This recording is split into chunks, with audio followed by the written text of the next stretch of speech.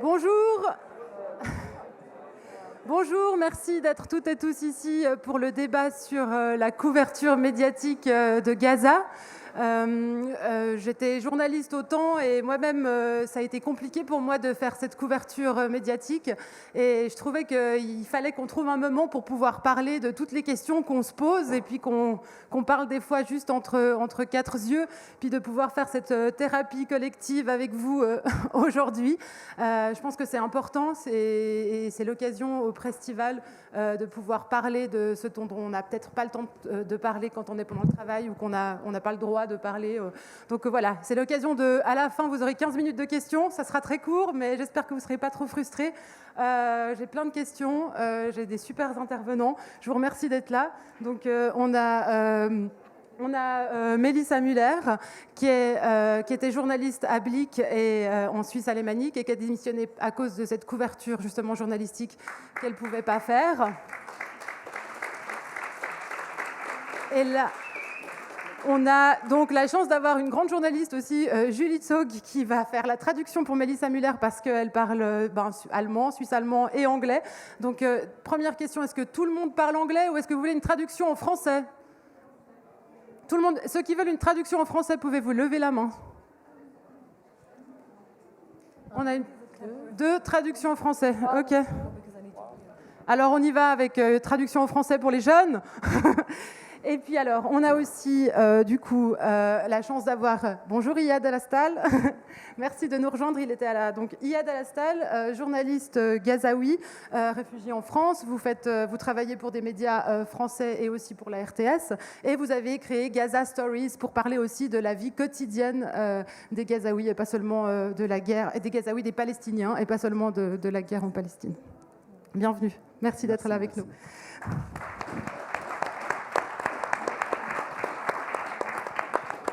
On a aussi la chance d'avoir Isabelle Ducret, journaliste à temps présent, qui a fait beaucoup de terrain, qui a beaucoup traité ce sujet pour la RTS. Merci Isabelle. On a Rodrigue Mounir, journaliste, membre du comité de rédaction du Courrier, aussi le Courrier qui a eu un traitement médiatique, une ligne éditoriale très claire dès le départ pour Gaza. Et puis Louis Lema, journaliste au temps, rubrique internationale, qui couvre aussi ce sujet depuis très longtemps. Merci à tous d'être venus ici. Et toutes. Alors voilà, vous voyez le panel, on voulait un débat, ça sera peut-être plutôt une table ronde. J'ai essayé d'inviter aussi des rédacteurs en chef, des rédactrices en chef de la RTS ou d'autres médias pour pouvoir avoir ce point de vue neutre de la couverture médiatique. Ils n'étaient pas disponibles, donc je pense que ça veut dire beaucoup. Et puis voilà, merci à ceux qui ont eu le courage de venir ici aujourd'hui. Je voulais encore juste remercier mon ami et artiste Maya Rocha qui a fait la toile derrière nous. Voilà. Donc, on commence avec vous, Mélissa Müller. Vous avez quitté Blick en Suisse alémanique parce que vous estimiez ne plus pouvoir exercer votre métier de journaliste en lien avec la couverture de Gaza. Est-ce que vous pouvez nous raconter en quelques mots ce qui s'est passé ?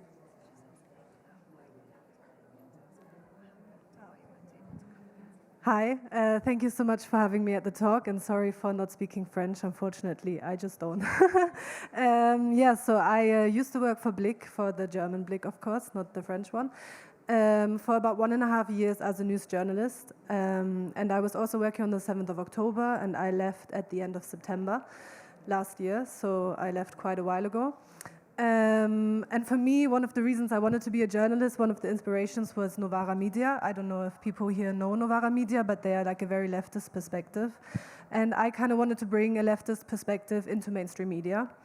So my mission was to challenge Western narratives, to challenge racist narratives. And in some topics, I felt like I could do that at Blick. People want me like, so why do you go to Blick if this is your perspective? And I said, well, maybe they need this perspective in the mainstream media. And then came the 7th of October.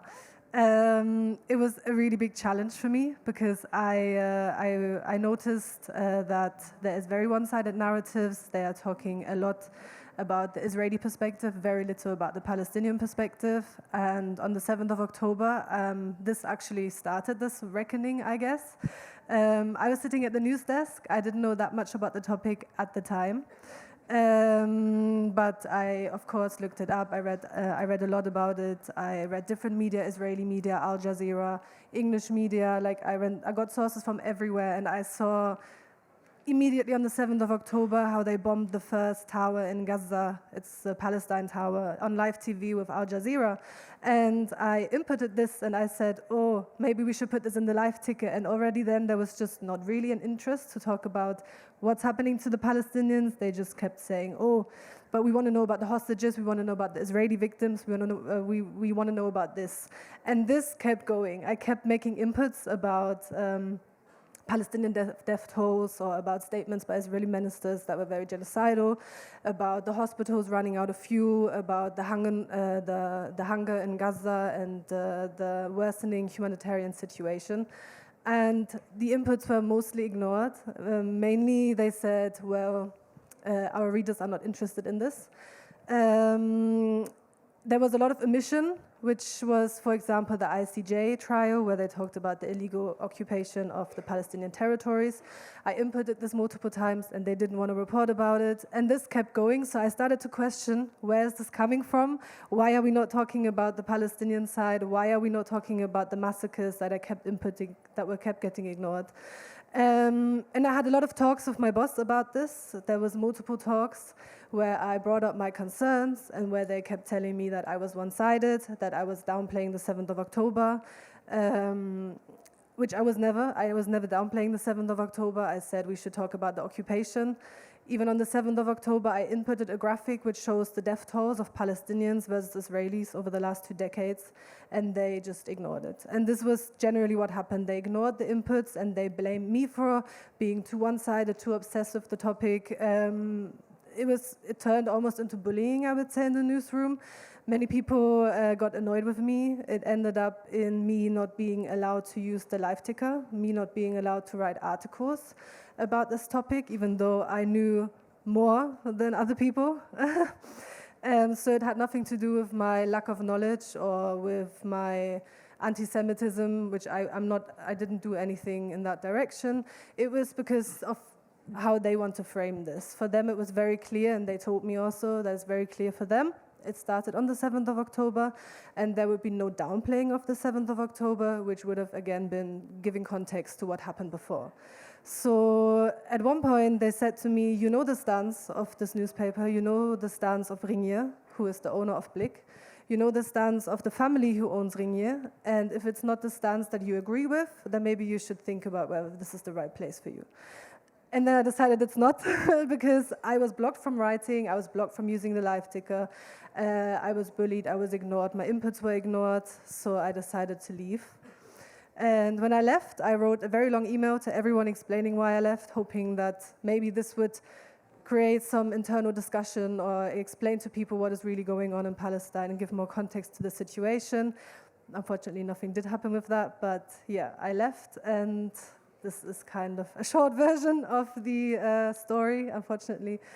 I cannot go into too many details because of timing, but yeah, this is kind of what happened. There was a lot of omissions and a lot of one-sided downplaying.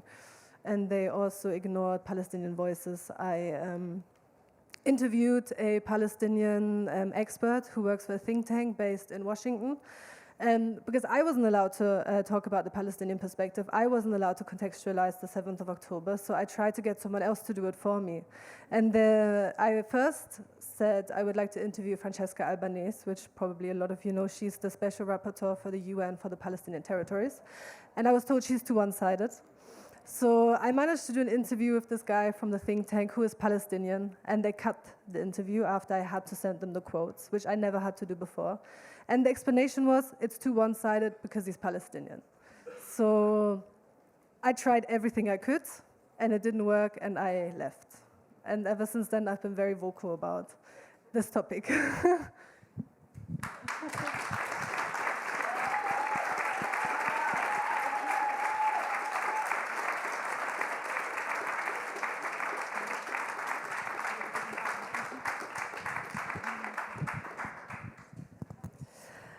Alors, la version en français.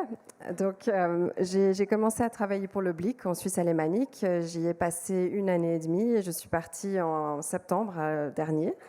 Je suis rentrée dans le journaliste parce que je voulais amener une perspective plus de gauche, une perspective antiraciste. J'étais très inspirée par Novara Media. C'était mon but de remettre en question la vision qui prévalait dans les médias mainstream. Mais quand le 7 octobre est arrivé, je me suis rendu compte que ce n'était pas possible. Le Blick ne voulait seulement rapporter que la perspective israélienne et pas la perspective palestinienne. J'étais assise au newsdesk et le jour même, la Palestinian Tower, la tour de Palestine, a été bombardée. Je regardais Al Jazeera, je l'ai vu là-bas, j'ai essayé d'introduire cette information dans le live ticker et on m'a interdit de le faire. Et ça a continué comme ça par la suite, les jours suivants. Chaque fois que j'essayais de parler du génocide qui se passait en Palestine, que j'essayais de parler des hôpitaux qui étaient à court de courant, que j'essayais de parler de la famine, tout était ignoré par mes supérieurs. On me répondait systématiquement, ça n'intéresse pas nos lecteurs. Il y avait beaucoup de missions aussi, par exemple tout ce qui se passait devant la Cour internationale de justice, les massacres de Palestiniens, tout ça c'était ignoré et c'était arrivé à un stade où, comme je ne pouvais pas en parler moi-même, j'ai même essayé de faire intervenir des voix extérieures, de faire parler des experts, par exemple un Palestinien qui travaillait pour un think tank américain. Et là aussi, tous ces interviews ont été coupées de mes articles, on m'empêchait de mettre les citations de ces experts externes. Et c'est arrivé à un point où on a eu beaucoup de discussions avec mes supérieurs, où je me sentais quasiment harcelée à l'intérieur de la rédaction. On ne me permettait plus d'utiliser le live ticker, on ne me permettait plus d'écrire des articles. Et à un moment donné, on m'a même très clairement expliqué, tu sais ce que c'est la perspective du Blick, tu sais ce que c'est la vision de Ringier, tu sais ce que c'est la vision de la famille à qui appartient Ringier. Et si tu n'es pas d'accord, il faut sérieusement envisager ton avenir. Et c'est à ce moment-là que j'ai décidé de partir. Louis, Alema, vous travaillez autant. Donc, est-ce que Gaza, la Palestine, c'est le seul sujet qui est aussi sensible? Comment est-ce qu'on fait son travail en tant que journaliste dans une rédaction avec une ligne éditoriale, voilà, sans se sentir écartelé entre nos valeurs et puis la ligne éditoriale de notre journal? Oui, merci d'abord pour l'initiative et votre présence. Je trouve que c'est effectivement important d'en débattre, et d'en débattre notamment entre journalistes ou bien personnes qui s'intéressent et qui lisent, qui consomment la presse, pour qu'on mette un peu carte sur table, et que voilà, qu'on arrive à en tirer quelque chose de commun. Je ne sais pas si c'est vraiment les valeurs qui sont en jeu, parce que là, tout le monde vous dira défendre les mêmes valeurs, etc. Je pense que c'est d'autres, il y a d'autres questions là derrière. D'abord, je voudrais être très clair sur le 7 octobre. Le 7 octobre, ça a été un événement terrible, énorme, bouleversant, révoltant et puis très prenant et très difficile à vivre pour beaucoup de gens, en Israël et ailleurs. Donc je pense que c'est totalement normal que la presse, que les gens, que l'Occident notamment, soient déstabilisés par ça, donc très profondément. Il ne faut pas sous-estimer ça, d'abord. Donc je sais que ça, ce n'est pas le discours qu'on a envie d'entendre d'entrée, mais je tiens quand même à le dire, c'est assez logique que quand une montagne tombe sur le Valais, d'abord on soit complètement saisi par ce qui est en train de se passer, et quand 1200 personnes sont tuées dans un pays avec quasiment en direct, on soit tous saisis par ça. Donc voilà, là il faut laisser un temps à cet événement-là. Ce qui pour moi est très vite devenu frappant, c'est que c'est comme si le Proche-Orient commençait le 7 octobre. Donc ça, on le sait tous. Il y a des décennies derrière. Et avant le 7 octobre, il y a eu le 6 octobre et le 5 octobre. Dans la semaine du 7 octobre, il y a, là j'ai repris ça en regardant un peu mes notes, il y avait un rapport de l'ONU qui disait que jamais autant d'enfants palestiniens n'avaient été tués en Cisjordanie pendant une année qu'avant le 7 octobre. Enfin voilà, par hasard, ça tombait la semaine précédente. Ça n'a fait aucune nouvelle. C'était pas une nouvelle. Donc la question d'ignorer Gaza, elle date pas du 7 octobre, elle n'est pas la suite du 7 octobre. Le 7 octobre est une conséquence et une culmination de cet état de fait. Donc le fait qu'on ne soit pas intéressé collectivement aux Palestiniens, qu'on ait été incapable de formuler du point de vue médiatique, politique, humain, un discours cohérent vis-à-vis de la Palestine, ça date de bien avant. Donc le 7 octobre, ça a été la culmination de ça. Et moi, je l'ai vécu en tant que journaliste avec voilà, je vais résumer dans 2 choses. Il y en a des milliers d'autres, mais c'était que par sa force et par quantité d'autres facteurs qui n'ont rien à voir avec Israël, avec la Palestine, mais qui ont à voir avec des développements à l'œuvre en Europe, dans les médias, partout ailleurs. Tout d'un coup, tout le monde s'est emparé de ce sujet pour en tirer des choses, que ce soit dans les journaux ou ailleurs.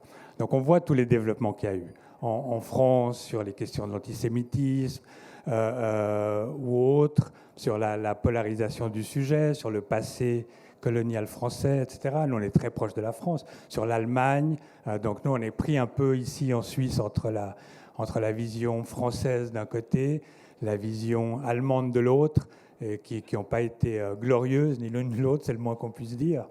Il y a eu toute l'histoire du financement de l'UNRWA et toutes les questions liées c'est une sorte de révélateur de l'état de la politique suisse aussi, de cette droitisation, enfin voilà, tout ça faisait que il y a eu des questions des unis, des manifestations dans les universités. Du coup, on était plus dans le local, dans la sécurité, etc. Tout le monde s'est emparé de cette question, à bon droit, sans doute, mais sans connaître toutes ces décennies précédentes qui ont structuré le conflit et qui ont rendu possible, entre autres, entre des milliers d'autres choses, le 7 octobre. Et c'était ça toute la difficulté, c'était d'être capable à la fois de laisser de l'espace à tous ceux qui se sentaient pris par cette actualité, mais aussi de dire, attention, on est dans une dynamique qui est bien antérieure à celle du 7 octobre. Et là, moi, j'ai revu un peu mes notes, et le 13 octobre, je faisais un édito en prévoyant la destruction de Gaza. Elle était évidente, il suffisait de voir ce qui s'est passé, non seulement les mois, mais les années et les décennies précédentes, et la politique israélienne vis-à-vis de Gaza. On savait qu'il y avait d'autres choses en jeu qui dépassaient complètement la question du droit de se défendre vis-à-vis du Hamas, etc. On savait que ça allait être pris dans une autre dynamique qui allait être celle qu'on voit maintenant, totalement dévastatrice. Donc il y a cette question-là sur laquelle je voulais insister, et puis une autre très rapidement, qui est un effet très très pervers dans lequel on s'est tous collectivement habitués à vivre, en tout cas les premiers mois, c'est de dire, quoi qu'il arrive, le 7 octobre n'est pas justifiable. Donc voilà, paf, ça s'était posé comme un précepte. Mais tout ce qui suit le 7 octobre est justifiable du fait du 7 octobre. On a été pris dans cette sorte de folie de se dire, OK, le 7 octobre est à ce point culminant que tout le reste, on va le laisser passer. Et il a fallu des mois et des mois pour qu'on commence progressivement à revenir de cette position. Vous, Yed, vous pensez quoi du traitement journalistique des journalistes occidentaux ? Bonsoir à toutes et à tous. En fait, aujourd'hui, la guerre, ce n'est pas qu'une guerre militaire. La guerre, c'est une guerre aussi d'information. Je trouve que le traitement journalistique aujourd'hui dans l'Occident en général depuis longtemps, pour la situation en Palestine, c'était pas comme il faut. Toujours, on traite les Palestiniens comme des chiffres quand il y a des morts, quand il y a des attaques. On ne reconnaît pas l'histoire des Palestiniens, mais quand on parle de l'autre côté, on donne toute la légitimité pour sous le droit de se défendre. Et par exemple, déjà aujourd'hui, quand on parle, on utilise déjà le terme la guerre. Déjà, ce n'est pas une guerre. C'est une agression parce qu'en fait, les deux puissants ne sont pas équilibrés. Et quand on parle aussi des otages, il faut aussi considérer des milliers de Palestiniens comme des otages parce qu'ils sont sous la détention administrative israélienne. C'est-à-dire qu'on prend des Palestiniens, on les met dans un prison sans savoir pourquoi ils sont prisonniers, pourquoi, etc.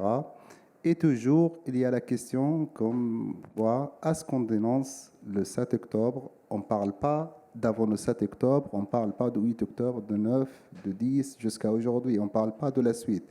Donc, je trouve que le traitement médiatique, au début, ce n'était pas le traitement qu'il a fallu.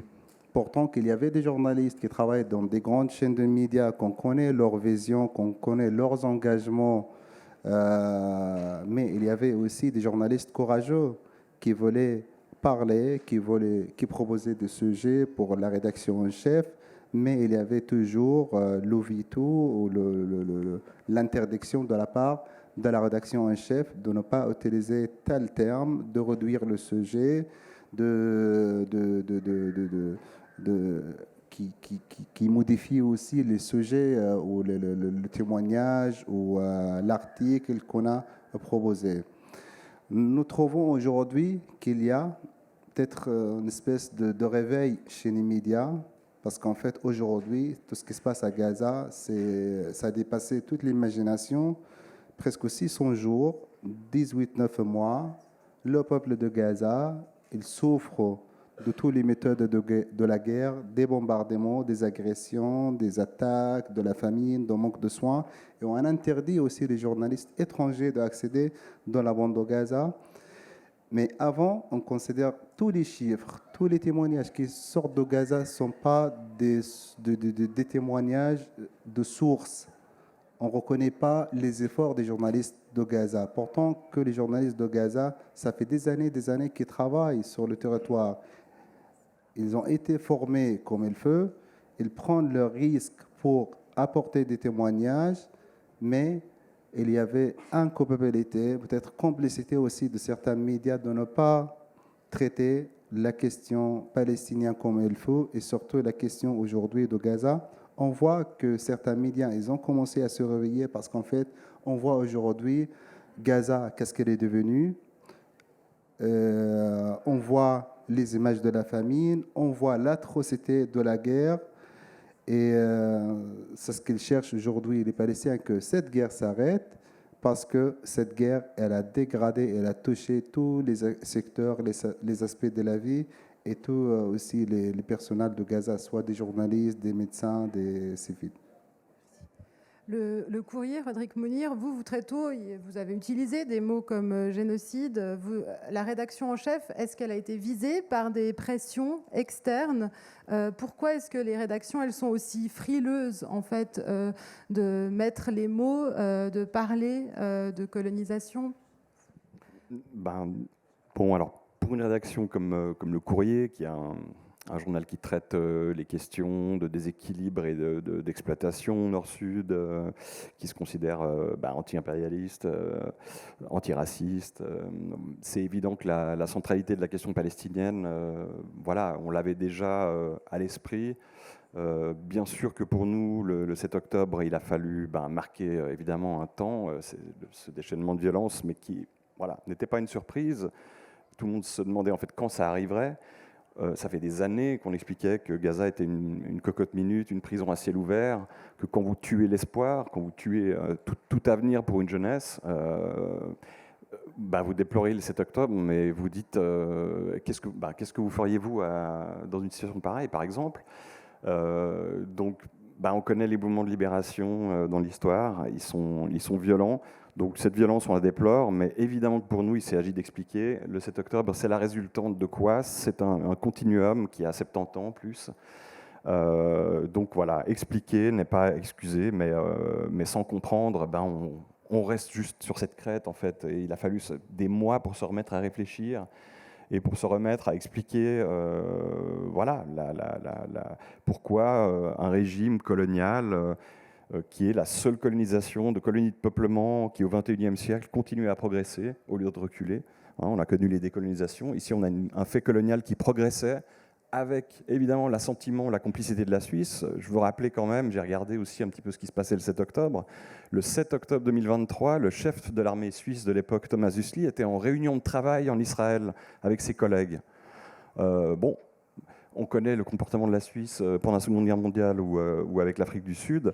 On a un continuum aussi de business as usual, de travail et d'accommodement finalement de la Suisse. Donc c'est la centralité de la position suisse, du Conseil fédéral, et pas juste Ignacio Cassis. On a un collège, on a des départements, une administration, une économie, un monde académique. Tout le monde est finalement en assentiment complet avec ce phénomène. Donc pour nous, j'ai envie de dire, rien de nouveau, c'est dramatique.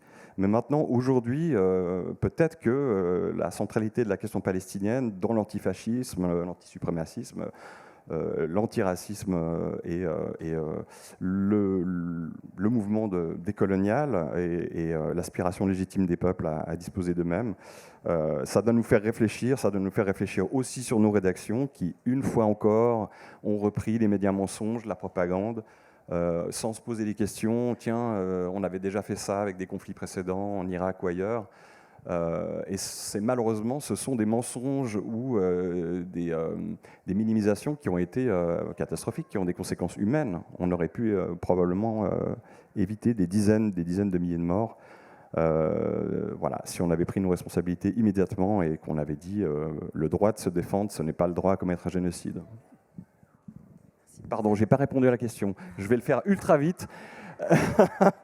Est-ce qu'on a subi des pressions? En fait, assez peu, parce que je pense qu'on a été cohérent et on a aussi dit que l'antisémitisme, bien évidemment, n'est pas une option pour la gauche et pour la gauche antiraciste et antifasciste. Je pense qu'on a aussi fait un travail sur la visibilisation et rendre audibles les voix juives antifascistes et décoloniales. Ça, c'est hyper important. L'antisionisme, c'est une longue tradition juive. Le sionisme n'en est qu'une partie. Il est très contesté, ça fait débat. Et tout le monde doit prendre part à ce débat. Actuellement, ce débat a lieu. Il est très fort aussi, bien sûr, dans les universités. Parmi les académiciens, parmi les historiens.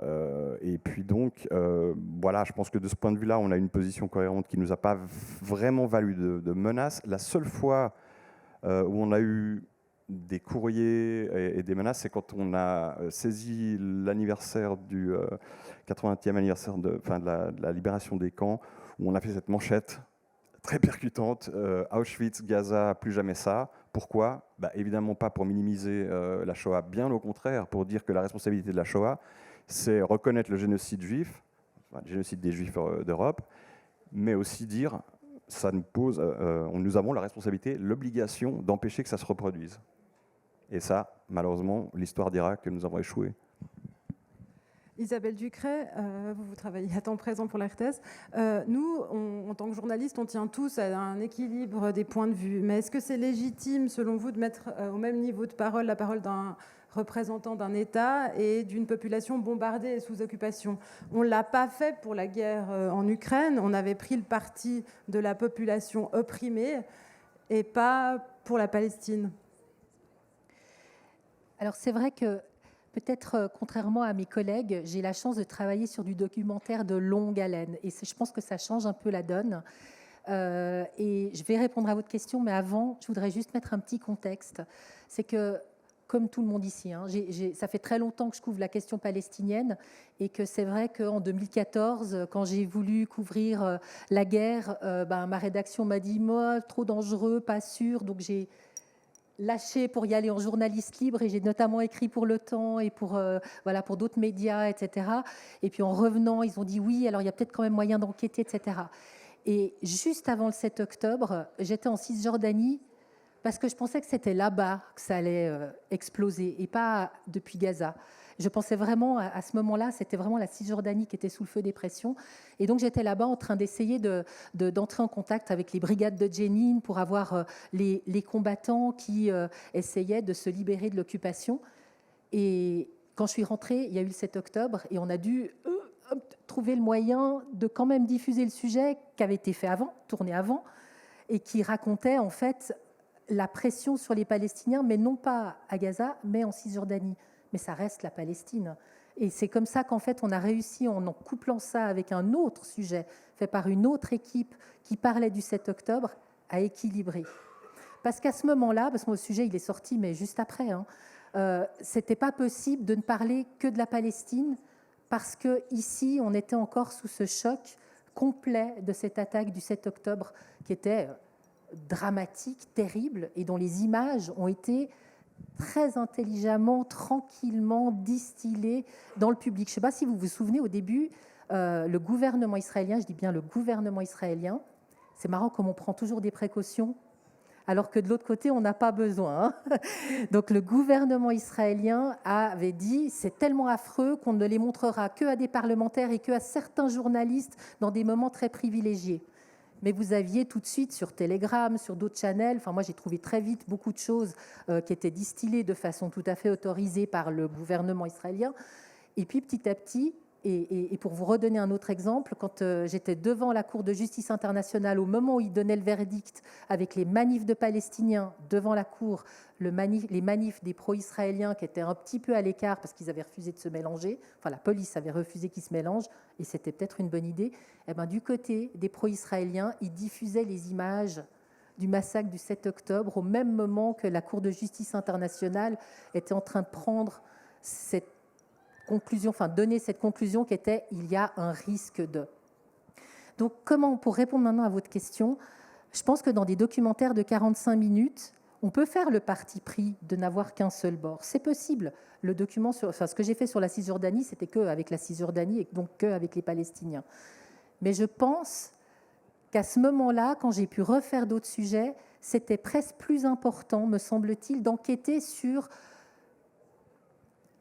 la propagande et peut-être toute cette récupération politique, et qu'il fallait justement donner ces clés puisqu'on avait ce temps d'enquête et ces moyens d'enquête. C'était presque plus ça, parce que tous les collègues des news faisaient un suivi des news, alors plus ou moins bien, on est d'accord, il y a beaucoup de choses à critiquer, je vous rejoins tout à fait là-dessus, mais globalement, j'avais cette possibilité de faire autrement. Et quand j'ai fait le premier et le deuxième, donc un qui était sur la justice internationale, mais évidemment, ça partait du terrain, puisque j'ai enquêté sur le terrain et que j'interpellais ensuite la justice internationale, et le deuxième sur l'avenir de la Palestine, je trouvais ça très fort d'aller interpeller le côté israélien et le côté palestinien pour avoir les deux dans le même documentaire.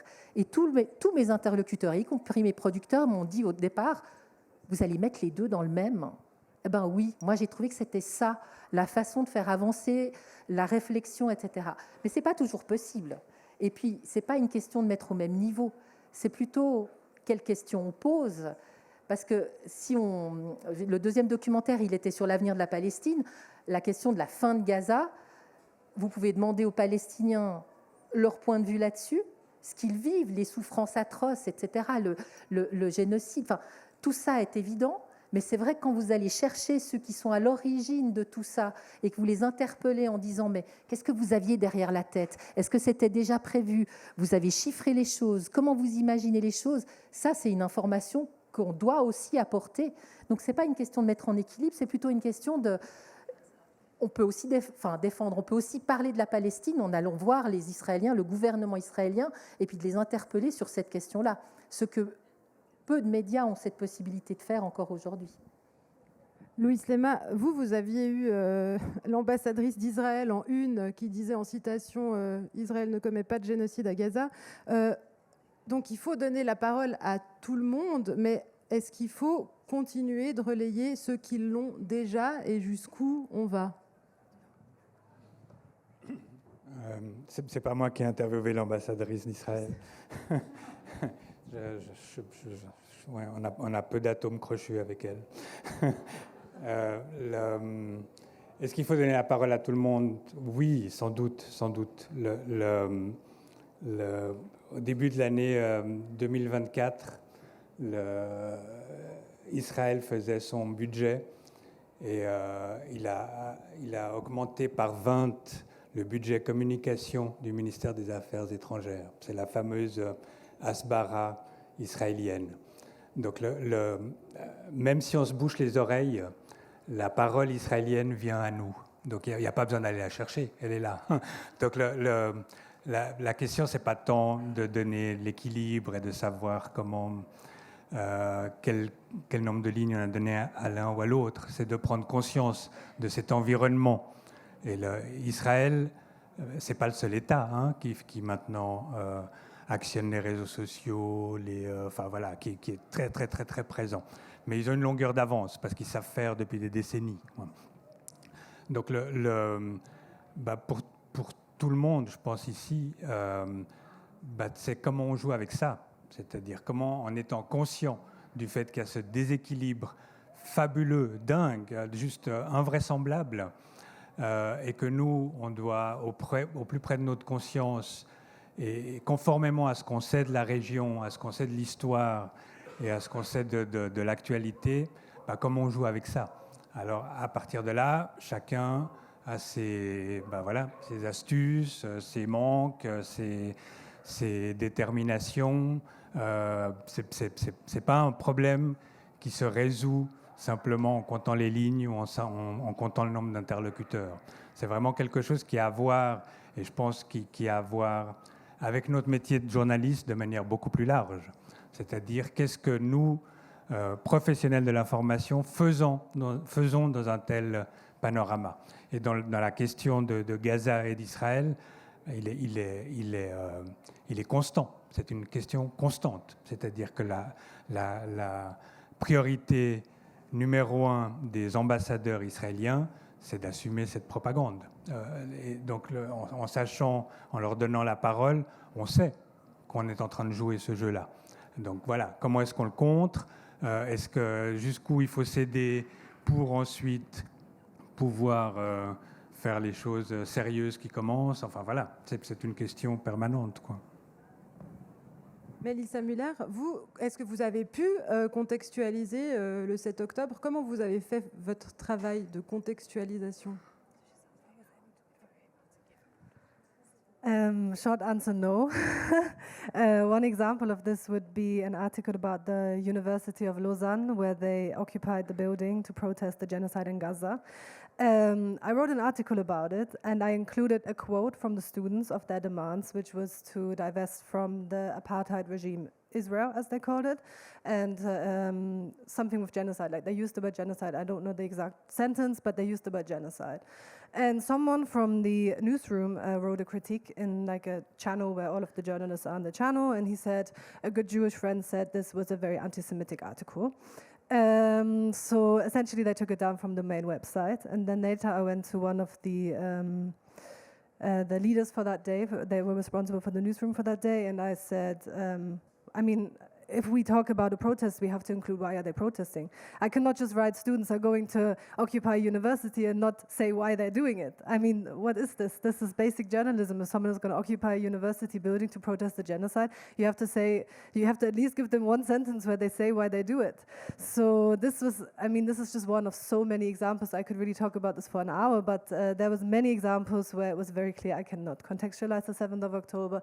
It was clear in discussions with me where they said, I was downplaying the 7th of October by trying to talk about occupation, apartheid, the military justice system, the prisoners that are held illegally in Israeli prisons. So the word genocide was not allowed, the word occupation was not allowed. There's an official article on Blick, which is to explain the Middle East conflict. It ignores the Nakba completely. The Nakba is the forced expulsion of more than 700,000 Palestinians, which happened during the creation of the State of Israel. So this is not mentioned at all.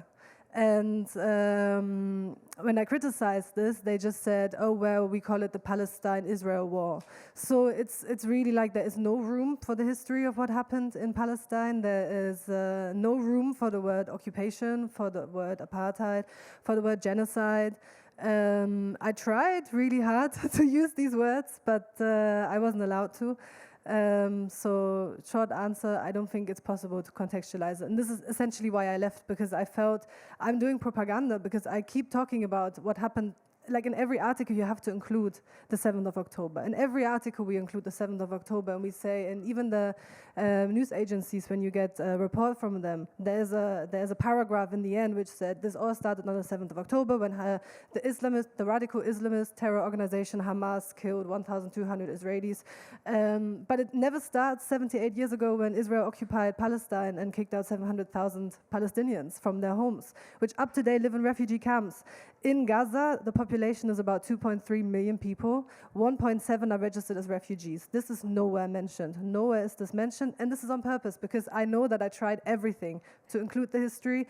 There was also a Watson article where they showed maps of the disappearing Palestine. The map on 48, the map in 48, before 48, 48, 67, and today. Because even the West Bank, it's split up in area A, B, C, and it's kind of disappearing. Israel is taking more and more land. So the land of Palestine, which is not really even its own state, is becoming smaller and smaller. And I said, maybe we should also do an article like this, taking an actually not even that great article from Watson, just to have an excuse to also do an article like that for our readers and saying, look, people are not really understanding this issue. And we're getting also reader emails which are saying, I don't really understand why are these Israel haters going on the streets. Like there was actually, people wanted to have articles to explain the history, but they just kept ignoring it. So even when you input an article from a mainstream Swiss German media outlet, they don't want to use that as motivation to do something like that. So there was no room for it, really no room. And I think this is the problem. I think if there was any room to contextualize it, we would have used the word apartheid, we would have called it what it is, a genocide, we would have called it what it is, an illegal occupation, we would have put on the main headline the ICJ trial, which ruled that all the illegal settlers have to leave. We would have called it what it is. We would have talked about the military justice system. We would have explained to our readers why Hamas even exists, why also Hezbollah exists, for example, because this is also something else which they didn't really explain. And there was one time which was interesting. I put a live ticker entry about the attack on the Golan Heights. There was like an attack where 12 Syrian children were killed. And it was said that it was a Hezbollah rocket. And I just added the context that the Golan Heights are illegally occupied and that only Israel and the US see this as Israeli territory and the rest of the world doesn't, including Switzerland. And this was taken out of the live ticker entry, which was not even really put on the main website, like no one would have seen it anyway. But this is just one of so many examples which made it very clear to me that this is a deliberate framing, a very deliberate framing, which was also admitted to me, and which is why, yeah, I left.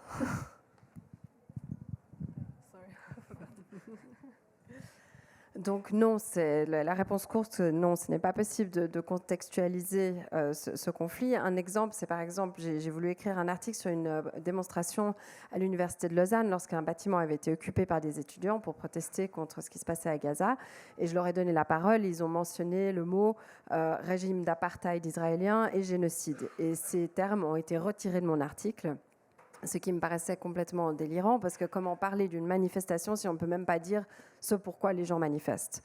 Et il est aussi devenu très clair pour moi dans toutes les discussions avec mes supérieurs que ce n'était pas possible de parler de contexte. On m'accusait systématiquement de minimiser le 7 octobre à chaque fois que je parlais de prisonniers palestiniens, par exemple.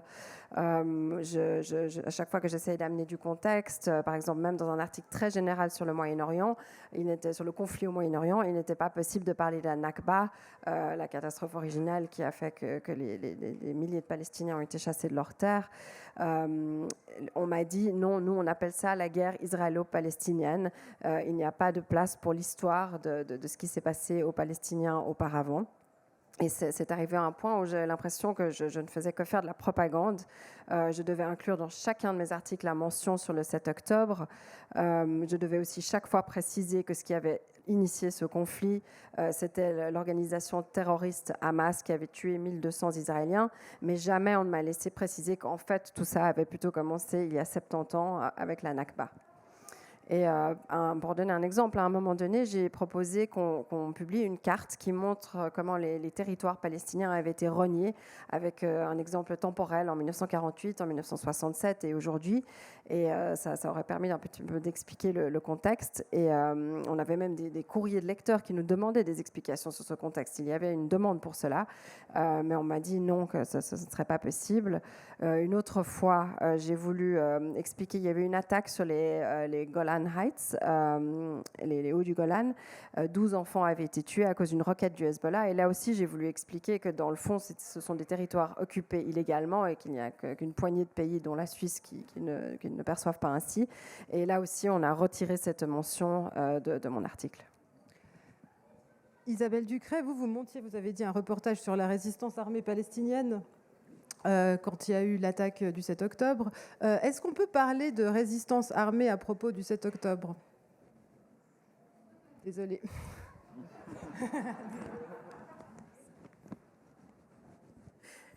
On ne m'avait pas préparé à ça. Est-ce qu'on peut parler de résistance armée concernant le 7 octobre?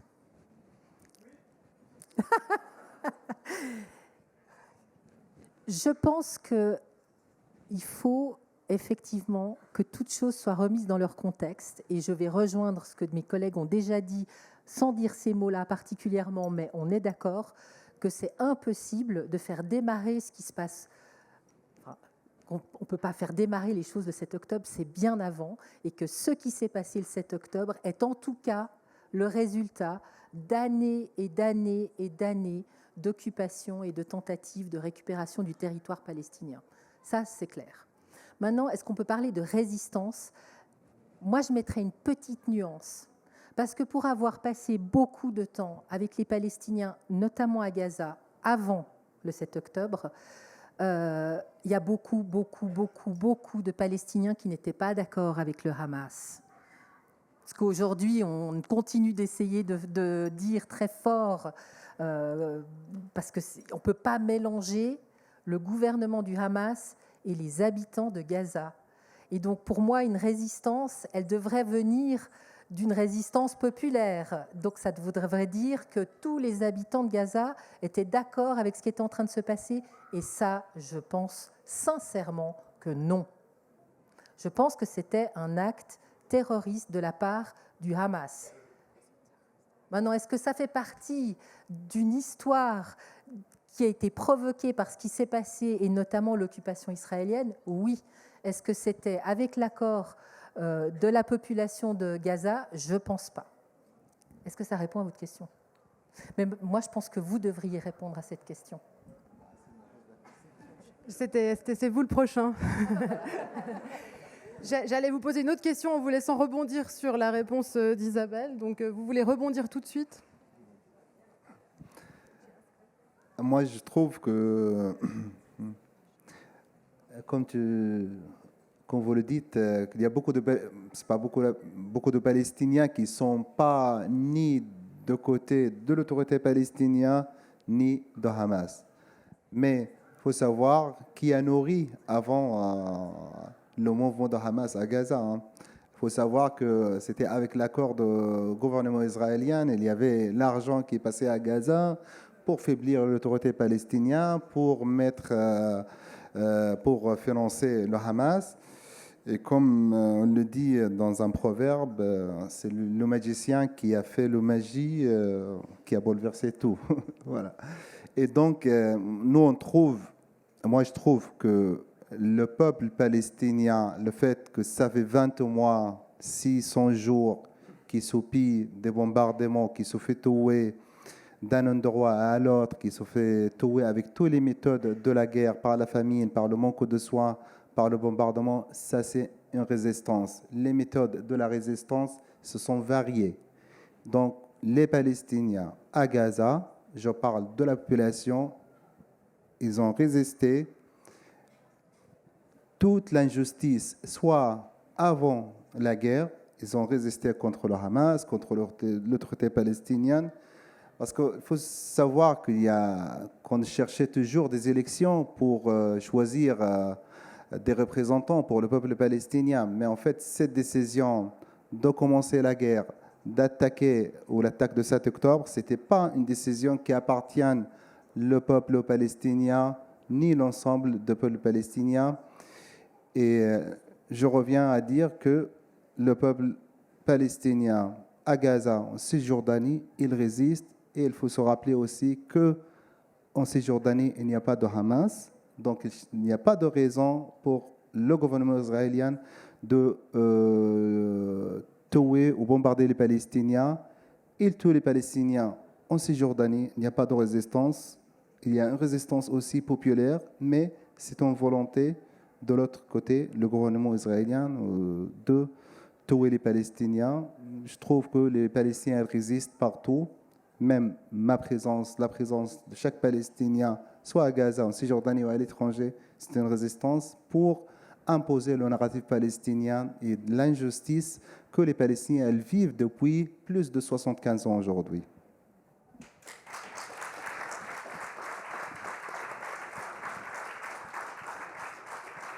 Rodrigue, vous vouliez réagir? Ouais, bon, moi je pense que c'est pas à nous de répondre justement à cette question.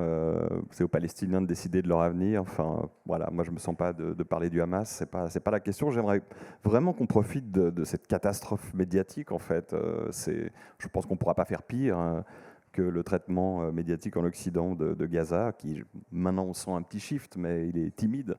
Donc il y en a eu d'autres avant ça, des ratés, quoi. Et il faudrait vraiment que ce soit l'occasion d'une grande autocritique en fait de notre profession, parce que il y a plein de manières de faire du journalisme, il y a plein de façons d'y arriver. Et par exemple, au Courrier, il y a quand même une écoute et une proximité avec le mouvement social au sens large, les mouvements sociaux.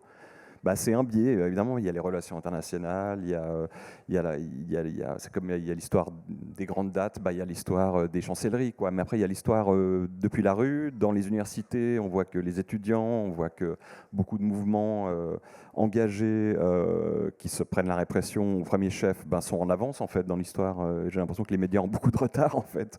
Ils ont beaucoup de retard, parce que ce que, par exemple, les étudiants demandent et ne parviennent pas à obtenir, c'est juste le bon sens. Enfin, il ne s'agit pas de célébrer juste les réussites ou les héros du passé. C'était formidable quand même, les universités pendant le Vietnam, puis on en fait même des films hollywoodiens. Mais aujourd'hui, écoutons ce qui se passe. Et voilà, au lieu de réprimer et puis avec retard, reconnaître que peut-être il y a du bon sens. Enfin, maintenant, il est légitime tout à coup de critiquer les relations économiques, de remettre en cause, par exemple, au niveau européen, l'accord d'association. Enfin, l'accord d'association, il a 25 ans.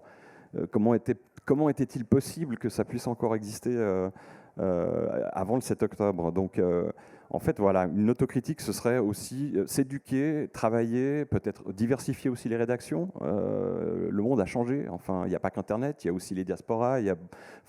On est des rédactions très uniformes quand même globalement, qui s'auto-reproduisent, qui ont les mêmes mécanismes, les mêmes façons de lire le monde. Et ce monde-là, il a changé en fait. Donc en fait, on est aussi en grand décalage. Je pense que sur la Palestine, beaucoup de gens ont regardé Al Jazeera plutôt que la RTS, je pense, malheureusement. Enfin, malheureusement pour la RTS. Louis, est-ce qu'il y a une grille de lecture coloniale qui structure inconsciemment la couverture médiatique ici européenne? Et puis, est-ce qu'on peut parler d'islamophobie, de racisme systémique dans les rédactions européennes? Waouh. Oui, c'est tout un... En 2 minutes, Louis Lema, s'il vous plaît. Alors, y a-t-il un racisme systémique, à l'exception du Courrier, dans toutes les rédactions européennes? Oui. On est tous le produit d'une histoire particulière, hein, ici en Europe. Ce qui, moi, me frappe pour répondre un peu par la bande à ça, c'est que pendant très, très, très longtemps, on a évité d'adopter la grille de lecture coloniale à Israël. Israël-Palestine, c'est une autre histoire. C'est une histoire beaucoup plus compliquée que ça, beaucoup plus complexe, ça n'a rien à voir. Et alors, on a le droit de dire colonie de peuplement parce qu'on n'a pas trouvé meilleure traduction que settlements, mais c'est tout, c'est le maximum. Sinon, il faut revenir à l'histoire, à la Deuxième Guerre mondiale, au génocide, etc. Et ça, c'est en train de changer. Enfin, ça a radicalement changé, de fait. Et ça a d'abord changé parce qu'on ne peut pas cacher indéfiniment la réalité, parce qu'elle finit quand même par sortir, mais aussi parce qu'une nouvelle génération de gens s'est emparée de manière décomplexée de cette histoire, de ce dossier, et qu'elle n'a plus les mêmes tabous qu'avaient les générations précédentes. Ce qui fait que là, tout d'un coup, on voit ça de manière complètement différente, publiquement. Je veux dire, il y avait plein de gens qui voyaient ça, la question de la colonisation, tout le monde y faisait face. Mais là, c'est une autre manière d'adopter, de regarder et de trouver des solutions pour ce conflit. Et ça, c'est quand même très, très, très frappant. Ça, c'est en gros, il y avait les prémices déjà, mais c'est arrivé comme ça depuis le 7 octobre. Alors, est-ce que ça sera la solution pour une mobilisation plus grande? Est-ce que ça va amener autre part que dans les impasses meurtrières ou amener la grille de lecture précédente? Ça, j'en sais rien. Mais c'est clair que ça nous oblige, et moi je suis profondément convaincu de ça, ça nous oblige, nous, Européens, à accepter pleinement la part qu'on a dans cette affaire. C'est-à-dire, par nos biais d'anciens colons, par notre perspective, par notre histoire commune, par notre culpabilité vis-à-vis du génocide des Juifs, on fait partie de cette histoire. Et notre regard et nos actions comptent, évidemment. Isabelle. Ouais, je voulais juste ajouter, je rejoins complètement, donc je ne vais pas répéter ce que vient de dire Louis, mais j'ajouterais qu'il y a peut-être une chose qui a changé un petit peu la donne, c'est cette timide avancée de la Cour de justice internationale quand elle a enfin osé quand même parler de risque de génocide. Alors, elle n'a pas été jusqu'au génocide, mais ça a libéré, j'ai l'impression, le terme de génocide, parce qu'effectivement, là, on est en janvier 2024, donc j'imagine que si c'était un risque de génocide en janvier 2024, on peut aboutir à un terme plus définitif aujourd'hui. Et puis, on n'en a pas parlé, mais je pense que la Cour pénale internationale, avec un mandat d'arrêt contre Netanyahou, ça, c'était aussi quelque chose qui a été un moment marquant pour, je dirais, libérer la possibilité de commencer à dire que le gouvernement d'Israël fait de l'occupation, etc. Enfin, tous ces propos qui étaient extrêmement difficiles à prononcer avant sans se faire accuser immédiatement d'antisémitisme. Et puis, j'ajouterais que notre responsabilité, parce que là aussi je te rejoins complètement, je pense qu'on a une responsabilité, peut-être nous en tant que médias, mais moi je dirais qu'on a une responsabilité en tant que nous, communauté, citoyens, etc. Parce que nos gouvernements, nous vivons dans des démocraties et c'est nos gouvernements qui ne sont pas en train de faire les bonnes décisions, mais on a les gouvernements qu'on mérite. Et je pense que il faut aussi à quelque part, on a les médias qu'on mérite aussi, il faut aussi à quelque part s'emporter, sans se dédouaner de toute responsabilité, il faut se dire que nous aussi, on pourrait peut-être faire plus en tant que citoyens, je me mets dedans, pour aller dire à nos gouvernements, là, il faudrait arrêter d'avoir une langue de bois.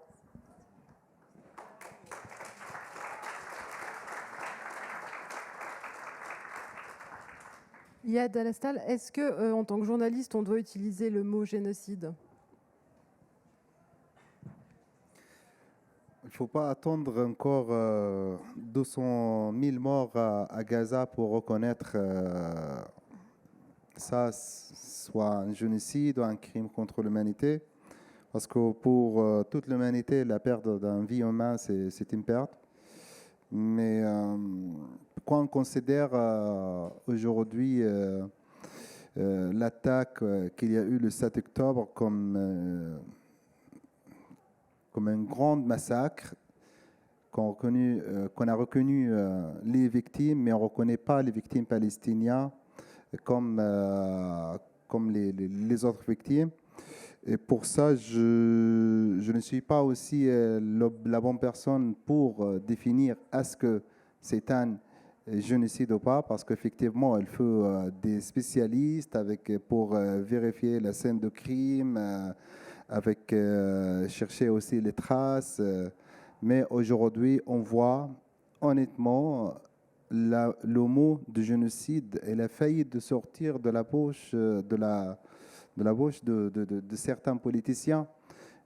Ils veulent le dire. Hier, on a regardé le président brésilien, il l'a dit que c'est un génocide. Il l'a dit à Paris dans une conférence de presse avec le président français.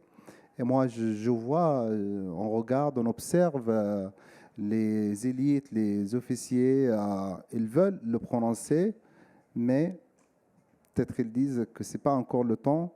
Mais l'essentiel que cette situation s'arrête, parce qu'il ne faut pas encore attendre 200 000 morts ou 300 000 morts ou 500 000 morts pour dire voilà ce qui se passe à Gaza, c'est un génocide ou un crime contre l'humanité.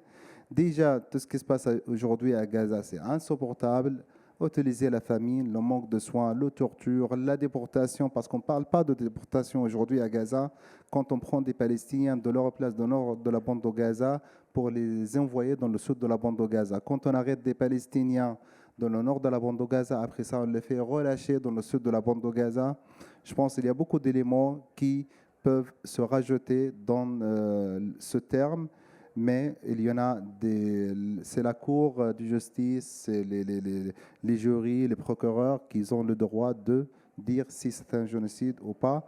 Et moi, à mon titre personnel, je vois tout ce qui se passe à Gaza, c'est de l'injustice totale, c'est l'inculpabilité, l'impuissance aussi mondiale devant des crimes qui se déroulent 24 heures sur 24 heures depuis 600 jours, depuis 20 mois bientôt. J'ai d'autres questions, mais vous avez peut-être des questions aussi. Alors, à vous. Est-ce qu'il y a quelqu'un qui passe les micros dans cette salle, s'il vous plaît? Merci beaucoup. Bonjour et merci. Comment les rédactions et les médias se préparent à rendre justice, puisque vous dites que ça a été une catastrophe médiatique, la couverture de Gaza. Comment les universités, les centres de formation, notamment en Suisse romande, l'Académie de journalisme et des médias, le centre de formation, doivent se réorganiser pour mieux former les journalistes. À quoi ça servira si on ressort de ça avec les mêmes directeurs de programme, avec les mêmes rédacteurs en chef? Est-ce qu'il y a des personnes à virer, des personnes à changer, etc., etc.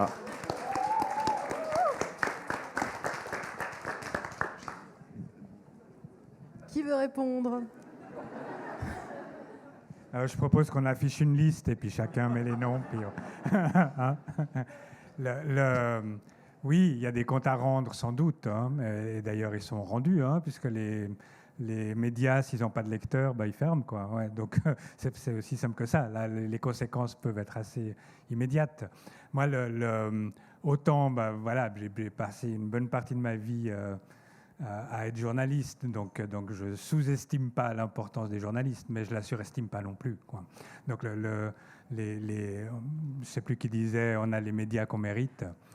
Effectivement. Là, on est cette question de Gaza, elle est tellement centrale, elle est tellement importante, elle est tellement obsédante pour tout le monde. Ça nous détruit. Ça détruit pas seulement les Palestiniens, et les Palestiniens d'abord, bien sûr, mais ça nous détruit humainement tous. Quoi. Donc là, on en est tous convaincus, et que à mon avis, les conséquences, elles ne sont pas seulement sur les médias, elles sont sur les institutions, elles sont sur la crédibilité du système dans son ensemble, de la coexistence entre gens, de notre temps passé sur les réseaux sociaux à avaler des choses qui nous polarisent et qui rendent le dialogue impossible. Moi, je renvoie la balle. Il y a beaucoup de comptes, beaucoup de choses à faire de notre côté, mais allons-y ensemble, quoi, parce qu'il y a du boulot. Hein. C'est moi qui avais dit, on a les médias qu'on mérite. Et de nouveau, je pense qu'on a une responsabilité en tant que médias de faire mieux. Ça, ce que je vais dire ensuite n'enlève rien à ça. Donc, premier constat. Deuxième constat, peut-être vous allez dire autre chose, mais je sais... on m'a souvent dit que quand on parlait du conflit israélo-palestinien, ça n'intéressait pas énormément le public. Je ne me trompe pas, hein. Je vois que tout le monde hoche de la tête, donc ça n'est pas que chez nous. Donc, il y a eu des tas d'ateliers avant sur cette question-là, des médias en difficulté financière, etc. Mais alors je suis sûre que toute cette assemblée est très intéressée par le conflit israélo-palestinien, mais je ne suis pas sûre que vous représentiez tout le public qui existe en Suisse. Je pense qu'il y a un problème à ce niveau-là aussi. Je pense que s'il y avait une réelle demande constante d'une couverture, etc., équilibrée, ça nous aiderait, nous aussi, à pouvoir peut-être aller plus haut vers nos rédactions en chef et dire on veut en faire plus, on veut faire mieux. Parce que là, dans ce panel, tout le monde a envie de faire bien et plus. Et moi, je pourrais aller, chaque temps présent, couvrir un autre angle sans problème. Eh ben, c'est pas possible parce qu'on peut pas faire que ça, parce qu'il faut équilibrer l'éditorial, parce que le public non plus n'est pas totalement passionné par ce qui s'y passe, peut-être parce que c'est trop complexe, peut-être parce que c'est trop affreux. Moi, on n'a pas parlé de ça, mais il y a aussi tout ce côté où je trouve qu'on a aseptisé les images de ce qui arrive depuis Gaza. C'est impressionnant. Je pense que tout le monde autour de ce panel a reçu des images brutes. Et quand on dit qu'on est affecté dans notre humanité, c'est que, bien sûr, nous, on ne le vit pas directement, mais on le voit. Et c'est beaucoup plus que tout ce qu'on a pu montrer, en tout cas nous, à la RTS. Parce que ce n'est pas possible de montrer vraiment. Et peut-être ça fait aussi ce problème-là que le public n'est pas informé exactement. Mais c'est impossible de montrer les massacres. Impossible. Impossible. Excusez-moi, mais avec tout le respect que je vous dois, Oui. Vous ne répondez pas à ma question et j'aimerais plutôt aller dans le sens de monsieur qui dit allons-y ensemble. Est-ce qu'au lieu de chercher des justifications, on peut plutôt décider nous-mêmes qui va prendre la parole au moment de rendre justice, qui va aider à transférer la bonne information, qui va prendre les postes de relais d'information, etc., etc. Could I give an answer? I don't know everything that you just said, but I think the question was about how journalism could do better and also the universities, right? I think be bold. I think the key to everything is be bold and challenge power structures rather than reinforce them, rather than repeat them. This is the biggest problem that we have. Journalists just so worried about their reputation, about always seeming neutral, about never showing an opinion. But when we have a situation where we have an occupier and the occupied, a genocide, and those committing the genocide, colonialism and those being colonized, those stealing land and those losing land, there's no neutrality in that. And the media, they should reflect that. And the people that are trying to be journalists, they should be bold, because we don't need journalists that just repeat power structures that we have. This is never going to take us forward. And journalism, this is one of the reasons I wanted to get into it. I think the biggest possibility to change society for the better is journalism, because it essentially, this is how this is what the public opinion is also, you know, like if a media report in a certain way, people vote in a certain way. So actually, I think the media hold more power than politicians, and we should be bold and we should put human rights, international law at the forefront of journalism, and always report based on that and not on a fake neutrality that doesn't reflect reality, because the reality is not neutral, therefore the journalism shouldn't be. It should be factual and a reflection of reality. I think this is my take on that.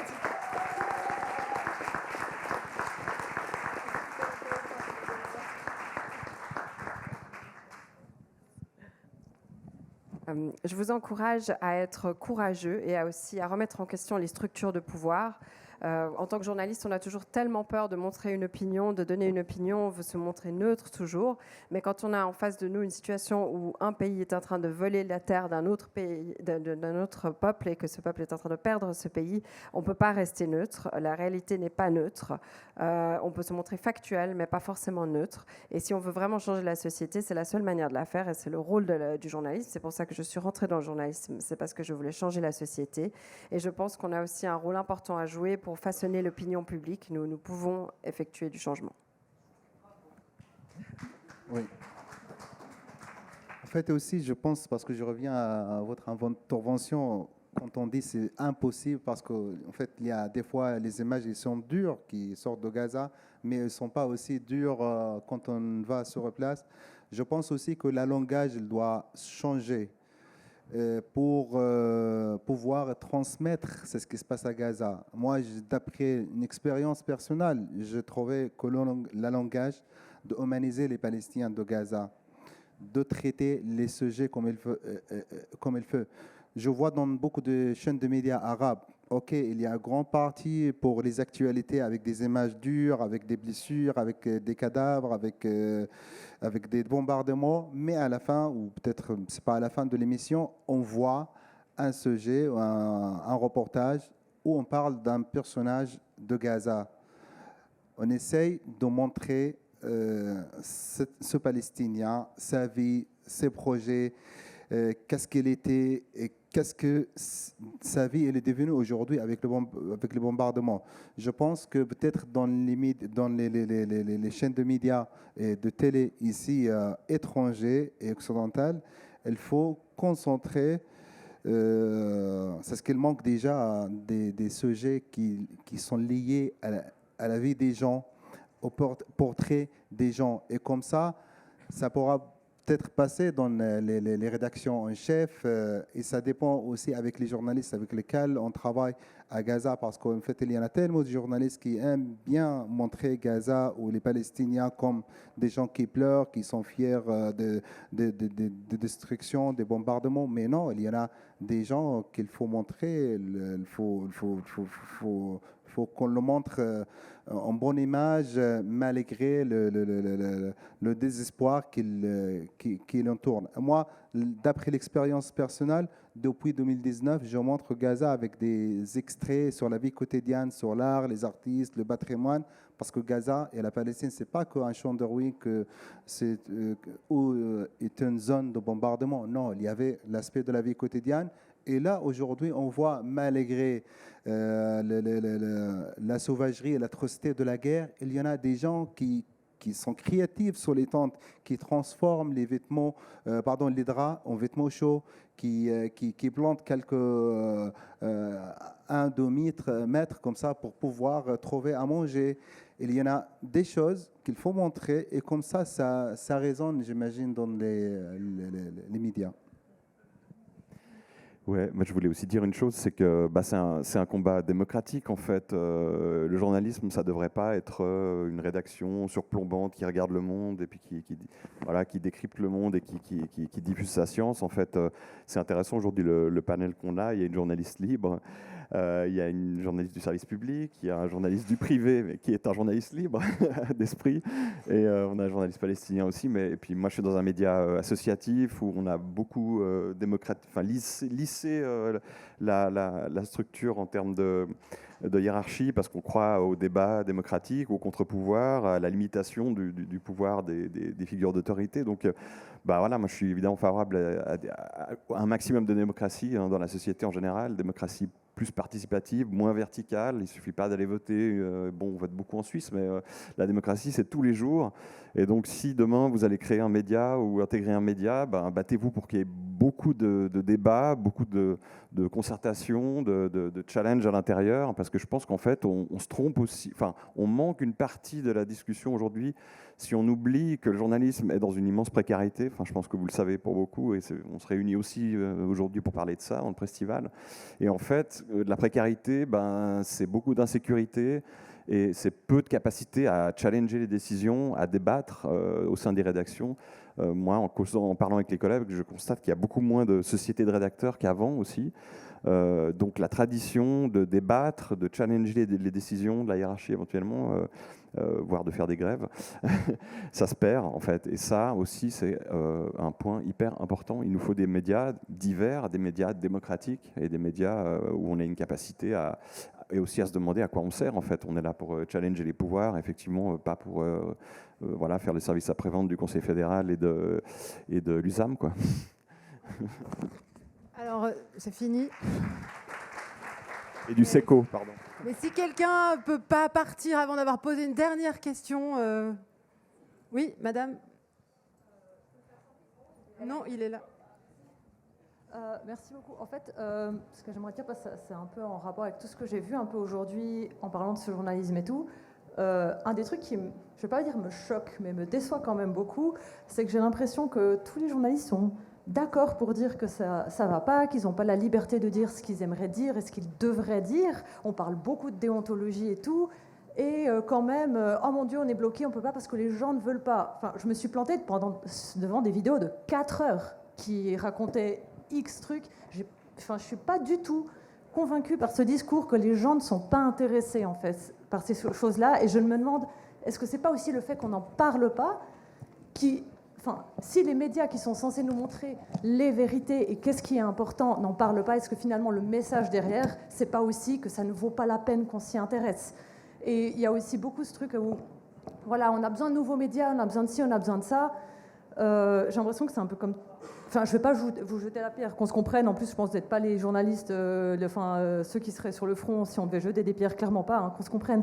C'est pas une attaque.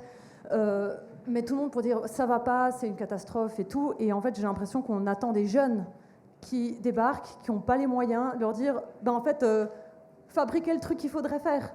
Vous voyez ce que je veux dire? Donc là aussi, en fait, quels sont le rôle en fait des journalistes qui sont formés, qui ont envie de dire des choses et qui ne peuvent pas, pour permettre finalement à des jeunes qui arrivent de faire ce qu'il faut en fait. Enfin, quand c'est qu'on vire les actionnaires et qu'on dit ce qu'il faut dire, quoi.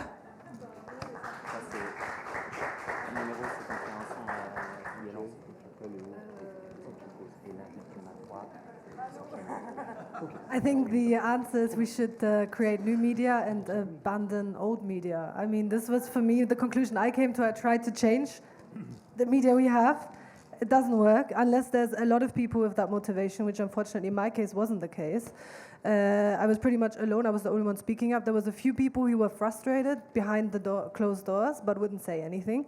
So I think either unite to actually change something or leave and make new media, like Le Courrier. Like, we need independent media. We don't need media by shareholders who, like, for example, Ringier, who owned Blick, had screenings with the Israeli military organized in Zurich to show the 7th of October. Like, we don't need our media houses to be controlled by other governments. This is not what we need. We need new media.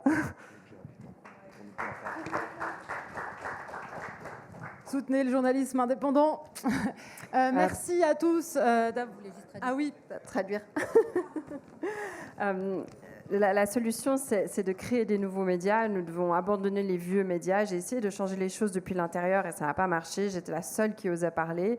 Il faut soit qu'on s'unisse tous à l'intérieur d'un média pour changer les choses, ou alors il faut créer des nouveaux médias, des médias indépendants, pas des médias comme Ringier qui vont voir des briefings du gouvernement israélien et qui sont dominés par les actionnaires.